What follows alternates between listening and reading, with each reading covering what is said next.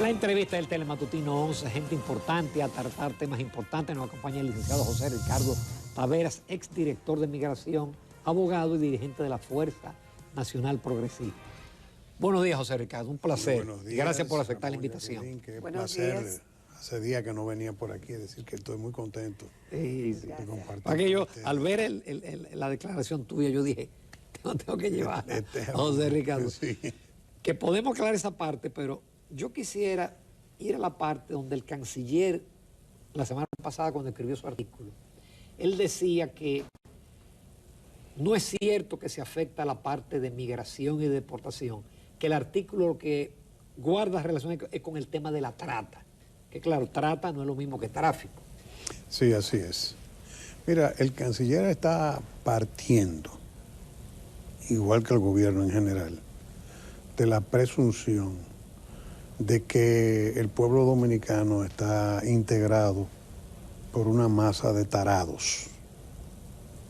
Porque solamente eso explica una afirmación de esa naturaleza.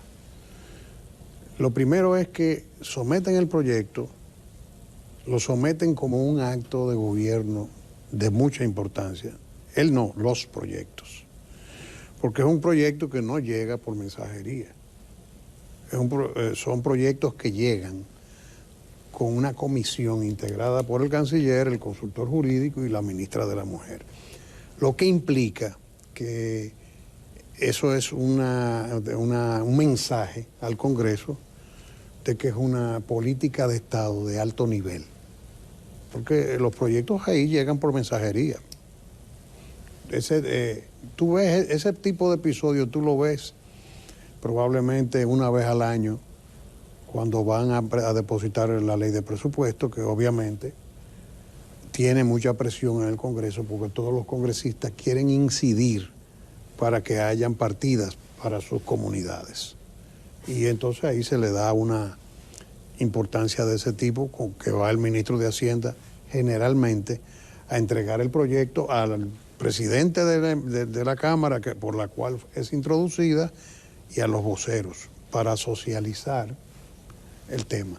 Entonces, eso por un lado. Por otro lado, este señor, que se ha caracterizado por ser una persona anodina, totalmente desaparecida en momentos en que el país ha necesitado de su vocerato, el presidente ha tenido que salir a asumir personalmente el trabajo que le corresponde a él hacer en muchísimas ocasiones, y resulta que de buenas a primeras tiene un liderazgo en el debate de este tema. ¿Y por qué yo digo que nos asumen como tarados? Bueno, pero si tú estableces el principio de no deportación, al mismo tiempo que una disposición que dice no podrán ser deportados, dispones también que tiene que haber reunificación familiar, no en un proyecto, no solamente en el de trata y tráfico, también el de protección integral de la mujer. Entonces, cuando tú ves eso, ¿cómo tú me vas a decir a mí que en una realidad como la nuestra nosotros podamos tener una política de esa naturaleza? Sobre todo cuando tú ves los Estados Unidos haciendo todo lo que hace. Estados Unidos tiene 34 habitantes por kilómetro cuadrado. Nosotros tenemos 300 ya. Haití tiene más de 400. O sea, nosotros somos de los territorios más poblados del mundo. Con una realidad, lo que yo digo, la vecindad con el colapso, nos hace a nosotros tener que tener una actitud diferente con una serie de temas como este. Entonces, él no puede decir que esto no tiene repercusiones migratorias. Si realmente el cuestionamiento fundamental que le ha hecho toda la comunidad jurídica sensata, la que no está usufructuando el drama ajeno, porque hay quienes facturan estos temas, entonces él no puede salir con que no existe eso. El gobierno ha tenido que retirarlo porque medio país ha salido, a mucho más de medio país, ha salido a confrontar este tema. Todo porque él tiene un interés personal. Licenciado, pero el retiro es por 45 días y van a quitar algunas cosas que, dice Leonel Fernández, si fuera tan bueno no lo retiraran para quitarle cosas. Pero la realidad que vive la República Dominicana actual con relación a lo que está ocurriendo en un Haití descalabrado y también la visualización del tema a nivel internacional, ¿amerita alguna acción legislativa a su modo de entender de la República Dominicana? Mira, se aduce, es parte de los argumentos del canciller, que la ley actual de trata y tráfico es obsoleta. Yo no sé hasta qué punto una ley que tiene 20 años es obsoleta, porque las leyes no sufren de obsolescencia programada, como se dice en el ámbito industrial. Las leyes se conciben para regir durante largo tiempo. Y yo pongo de ejemplo el Código Penal nuestro. Es el Código Penal francés de 1804. Se usó en la fundación de la República en francés hasta 1882, que fue traducido. Y todavía es una legislación vetusta, pero una legislación que en este momento está enfrentando el fenómeno criminal en la República Dominicana, a pesar de todo. Se sabe que tenemos que evolucionar, porque ya es demasiado. Pero una ley de 20 años es una ley joven.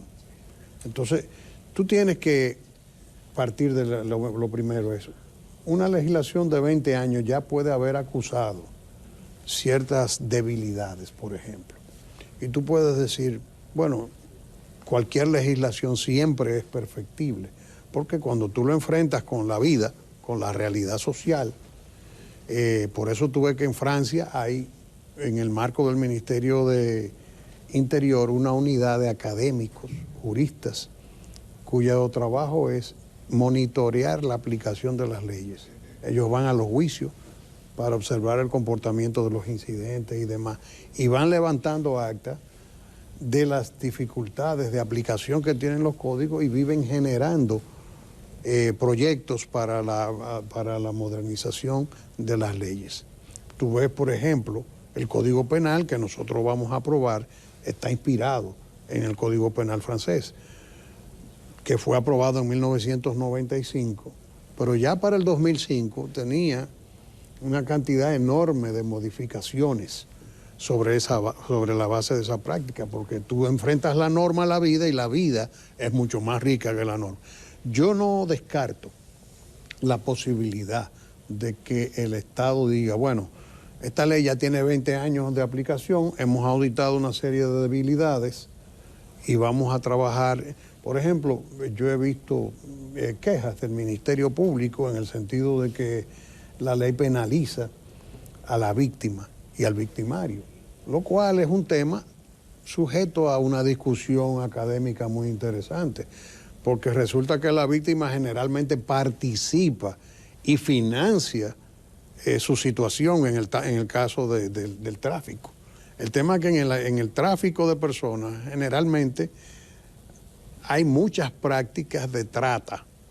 Cuando una persona sale para Estados Unidos, para entrar por la frontera, que se va a Colombia y cruza por la selva del Darién y van subiendo por toda América Central, o se van a Guatemala, a México, donde sea, en el camino hay muchas prácticas de trata y eso obviamente amerita un tratamiento de política criminal del Estado, pero tú puedes sentarte a discutir esos temas. Ahora, lo que sí debe estar proscrito en la cultura política del hombre de Estado en la República Dominicana es ignorar nuestra realidad. Yo no me saco de la boca la definición de Ortega y Gasset con el tema del derecho, que era que el derecho es una secreción espontánea de la realidad social. O sea, la sociedad es la que va sudando su propia norma. Por eso yo me he estado refiriendo a la teoría del margen de apreciación, que es una teoría jurídica que tiene ya, ha sido acogida por la Corte Europea de Derechos Humanos, por la propia Corte Interamericana de Derechos Humanos y por nuestro Tribunal Constitucional en la sentencia 168.3. Esa teoría realmente, por ejemplo, en el caso de la Unión Europea, que tienen una experiencia de comunidad política, económica, y están desdibujando sus fronteras en muchísimos aspectos. Entonces, pues, en ocasión de un caso en que Inglaterra, cuando era miembro de la Comunidad Europea, asumió unas normas comunitarias, pero las adaptó a su realidad social y a sus circunstancias. Diríamos los dominicanos, las aplatanó, ¿verdad? Entonces, eso fue sometido a la Corte Europea de Derechos Humanos como una violación por parte de Inglaterra. Y la Corte Europea falló diciendo que las normas comunitarias estaban para ser asumidas por todos y una vez estaban aprobadas, porque ahí se aprueban por consenso total. ¿Qué pasa? Pero que cada estado tiene la posibilidad de hacer una adecuación a sus realidades y a sus circunstancias. ¿Qué es lo que se ha hecho en la República Dominicana? ¿Quién aquí le ha dicho al gobierno? ¿Y quién en el debate? Ustedes que lo han seguido de cerca, han visto a nadie, ni siquiera publicando un tuit en contra del Convenio de Palermo. El Convenio de Palermo es un instrumento de lucha contra la criminalidad organizada transnacional y la corrupción. Eso no tiene, nunca ha sido objeto de debate, en ningún momento transgrede la soberanía nacional. Se firmó en noviembre del año 2000 en el gobierno de Hipólito. El país, antes de ratificarlo, que lo ratificó por la resolución 49206, que es la que le quieren señalar a Leonel como el culpable político de este desorden, aprobó la ley de trata y tráfico de personas en el 2003 y se aprobó esa ley que cumple con el espíritu del Convenio de Palermo y que en absoluto tiene disposiciones de naturaleza migratoria, como el establecimiento del principio de no devolución, que es donde está el problema. Entonces, ¿a qué viene todo esto? Bueno, una vez el proyecto es sacado a la luz y la población se empodera del tema, que se dan cuenta del error, todo parece indicar que el presidente habrá llamado al canciller y le dijo, mira, sal a defender tu adefesio. Pero además yo creo que no tenía que llamarlo, porque el problema es que nosotros tenemos un problema. Este señor en esa posición es un peligro para el país. Y sobre todo en este momento que aspira a ser el proyecto es de autoría de la Cancillería. No, la Cancillería está ejerciendo el liderazgo en el gabinete de la promoción de ese proyecto. Pero ¿qué pasa?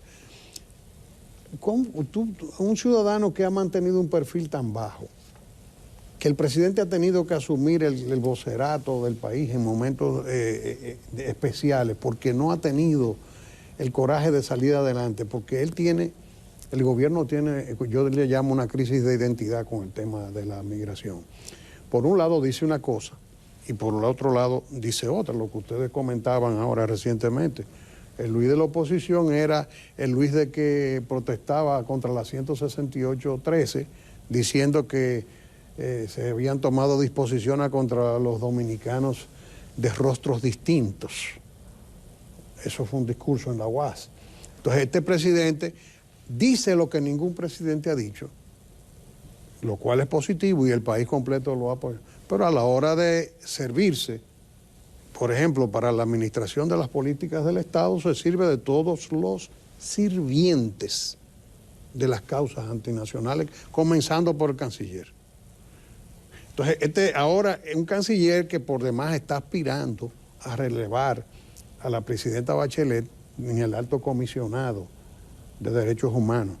Toda esa beligerancia que ustedes ven en el canciller, porque ya la República Dominicana presentó su interés de tener una candidatura a la presidencia del comisionado de alto nivel para los derechos humanos de las Naciones Unidas. Y el candidato es él. Entonces, todo esto que ustedes están viendo no es más que parte de su campaña, de que él es un defensor de los derechos humanos y demás. Entonces, es un peligro tener un ciudadano con ese perfil en una situación como la que nosotros vivimos. Porque si nosotros no fuéramos vecinos del colapso, probablemente esa legislación, quizás en Australia, tú podrías decir que un país totalmente aislado, que no tiene estas presiones que tiene la República Dominicana. Una realidad demográfica, una realidad política, social, de criminalidad, víctimas, porque nosotros somos puentes de narcotráfico internacional, Haití es un almacén de droga, etcétera. Todas esas cosas nos deben llevar a pensar a nosotros que nuestra realidad política nos obliga a tener que acogernos a la teoría del margen de apreciación de todo este tipo de legislaciones. ¿Qué es lo que está pasando? José Ricardo, vamos a hacer una breve pausa.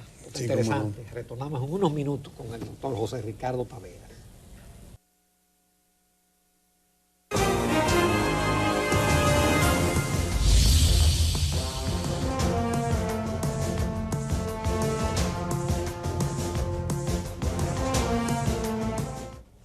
Continuamos en Telematutino 11. Esta mañana estamos conversando con el licenciado José Ricardo Taveras, abogado, exdirector de Migración y miembro importante de la Fuerza Nacional Progresista.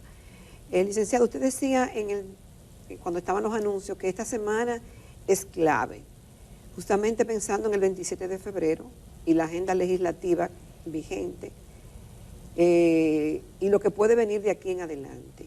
¿Cuáles son esos temores y de qué debemos estar atentos? Bueno, porque el tema es que nosotros estamos siendo bombardeados por los cuatro costados. Es fuego a discreción. Junto al proyecto de ley de trata y tráfico de personas, fue depositado también un proyecto de protección integral a la mujer. Ese es otro proyecto que tiene realmente el componente migratorio que tiene el proyecto de trata y tráfico de personas. Porque ese proyecto en el artículo 77 también asume el principio de no deportación. No solamente eso, que también no se puede deportar ni la mujer, ni los parientes, ni se puede deportar la familia, incluso hasta la posibilidad de la integración, de la reunificación familiar con parientes que estén fuera. Ellas tienen derecho a pedir que vengan para no estar solas. Entonces, pero al margen de eso también, y es bueno que todos nos pongamos a estudiar este proyecto, ese proyecto también va a meter el país en el debate de las ideologías. O sea, una de las cosas que contempla es que ya comienza con el tema de definir qué es una mujer. Si es mujer y se siente ser mujer. Entonces, todas esas cosas nosotros tenemos que comenzar a verlas con pinza en el marco, porque no podemos permitir que el país sea metido en esa agenda. La agenda de las ideologías, que también un debate impulsado por el Ministerio de la Mujer, el propio canciller. Entonces, por el tema de ser genuflexos con el poder extranjero que está impulsando esta agenda. ¿Qué es lo que esos proyectos, todos, y tú sabes muy bien, Ramón, como economista, hay un órgano, la OCDE, yo diría como que el cerebro, la inteligencia que está moviendo el mundo ahí discretamente. Ellos son los que generalmente promueven todas estas agendas, generan los insumos de estos proyectos de ley enlatados. Desde ahí pasan a Naciones Unidas, que se encarga de distribuirlos alrededor del mundo para crear estas legislaciones tipo que ya son mundiales, vamos a decir. Hay cosas que tú la ves muy positivas, por ejemplo el derecho de propiedad intelectual, es un tipo de legislación que más o menos ha sido homogenizada a nivel mundial, pero hay cosas que ya son invasivas de la cultura, de la identidad de las naciones. Entonces, ese proyecto, yo decía que esta semana es clave, y se lo digo al pueblo dominicano a través de este programa, es clave que presionemos al gobierno esta semana para el retiro del proyecto de protección integral de la mujer, antes de que el presidente vaya el 27 de febrero allí. porque el presidente debe saber que el pueblo dominicano conoce que ese proyecto es una amenaza, no solo migratoria, sino también una amenaza a la identidad del pueblo dominicano en lo que tiene que ver con sus valores en torno a la concepción de la familia en la República Dominicana. Entonces, es clave que esta semana nos involucremos todos como si fuésemos un solo hombre y una sola mujer en hacer que el presidente retire ese proyecto de alguna manera. Él ha demostrado que escucha. Hay personas que entienden que es un déficit. Yo creo que sí, que lo puede ser en cierta medida. El hecho de que él no retira, como que recula mucho, eso de que él echa atrás es una expresión de que improntiza demasiado, de que improvisa. Bueno, pero qué bueno que rectifica. Pero qué bueno que rectifica. Entonces, hay que apelar a ese espíritu que él tiene de sensibilidad, de escuchar, para que él también rectifique en cuanto a retirar. Y que se disuada de la posibilidad de reintroducir estos proyectos. Porque son proyectos que los dos constituyen una amenaza estructural a la soberanía, a la identidad, al territorio y a los valores en base a los cuales está congregada la sociedad dominicana. José Ricardo Tavera, magnífico. Muchísimas gracias por ustedes. Muchas gracias, por ese Ricardo. aporte. A ustedes. Y nos seguimos por darme viendo. la oportunidad. No, siempre. Sí, gracias. Nos vamos a comerciales. En la recta final vamos a contar con la participación de la licenciada Miriam Batista. Ella es directora de articulación del programa Supérate.